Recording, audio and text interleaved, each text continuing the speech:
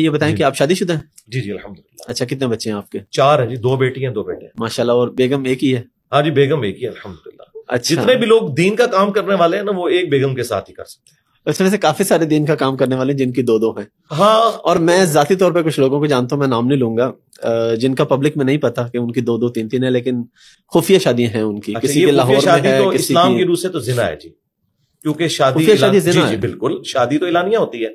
جامعہ ترمذی میں، سنن ابن ماجہ میں یہاں تک حدیث ہے کہ حلال اور حرام نکاح میں فرق گانے کا ہے، گانے کے ذریعے اناؤنسمنٹ.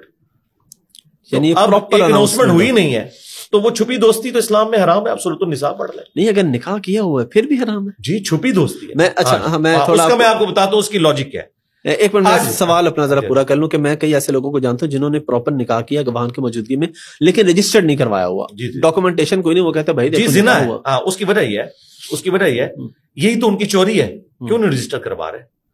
اور اس کا اینڈ رزلٹ یہ ہوگا کہ آج اگر ان کی ڈیتھ ہو جاتی ہے تو وہ جو بیوی جو چھپ کے انہوں نے کی ہے وہ وراثت میں حصہ لے گی. وہ تو قانونی طور پہ نہیں لے سکتی. تو قرآن نے تو وراثت کے احکامات بتائے ہیں، انہیں حدود اللہ بتایا ہے.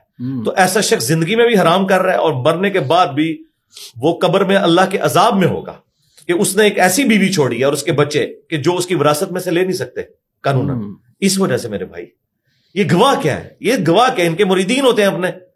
یہ تو صرف ایک لیپا پوتی والا کام کر رہے ہیں. آپ دیکھیں اس کی قانونی حیثیت کوئی نہیں ہے نا.